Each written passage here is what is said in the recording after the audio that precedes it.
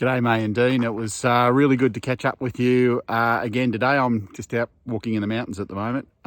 It's beautiful. I love walking up around here. Anyway, thank you very much for everything. It's good to see Pam and Joe and all the kids and Gina. It was fantastic. Look, I'm really just following up on the More Child Surgeries thing if you are interested. It's morechildsurgeries.com.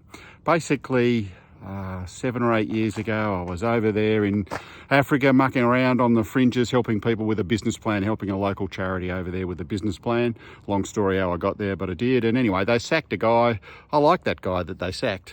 He was sacked for some petty corruption or something along those lines, but whether it was or wasn't, who cares? And he asked me for a hand, said he'd like to become a chicken farmer. Could I give him some money?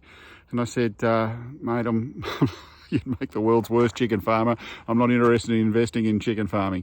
How about I give you some money, pay you, and you go and find some kids out in the desert and take them back to these hospitals that I've been seeing and, get some basic surgery for them. And that's how it all started. And from there, we've done 600 surgeries with six local hospitals.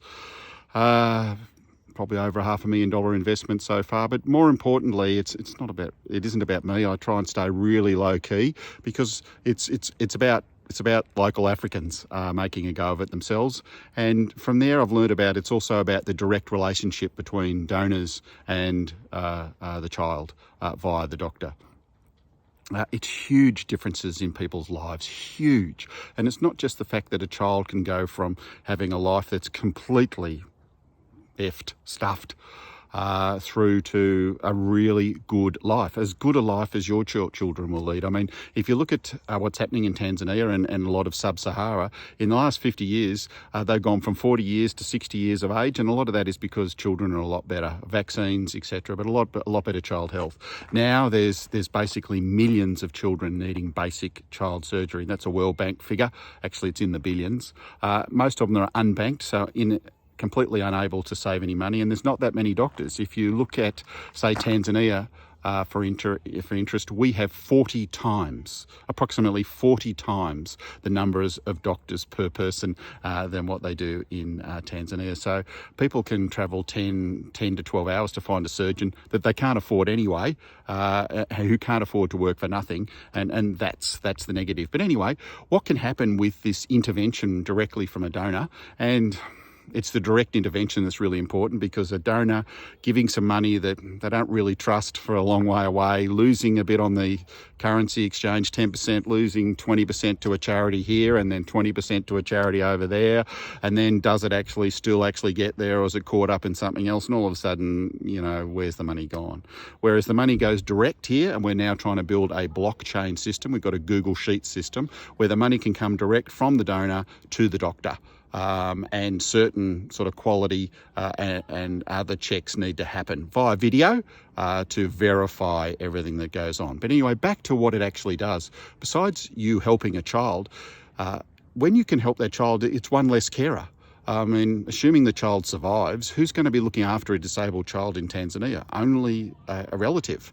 And within a village, if there's several, well, then there's several relatives looking after several children, and that means those relatives are not out being productive, gathering food, farming, etc., and that just creates extra burdens and keeps them poorer and poorer. But if those parents can be freed up because the children are happy, not only the children are fantastic, but the community grows. So it improves the economy. As well as the economy, you're also improving the medical economy if you're putting money into the system, but you're putting it in the right way rather than corruption and leading off to wherever it might lead off to, but it's actually making a difference. Doctors are getting better, nurses are getting better, cleaners are getting more, hospitals are getting more efficient.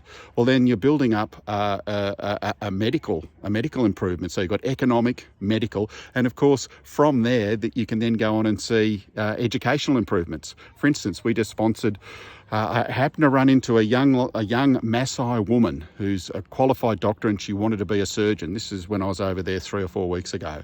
And she said, Mal, I just can't afford anything. I can't afford to go and do the general surgeon's course just down the road. It's going to cost $400 a month. I've got to look after myself, US, plus the fees, which are about $800. Well, I rang up a few friends, and it was going to be $50,000 dollars over 5 years, and basically we've all agreed to chip in, and so that's now been covered. And that woman, if she's successful, and if you do it for 4 or 5 times, then 2 or 3 women or men will be successful.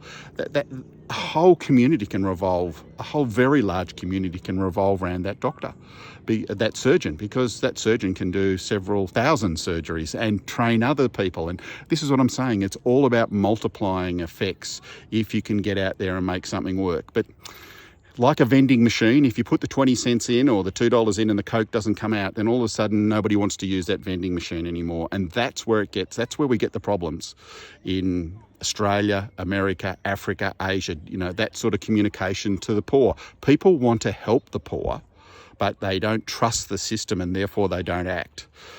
Our view is that, look, you're going to have a slight wastage, as you're going to have a wastage in the capitalist system. You have probably plenty more wastage.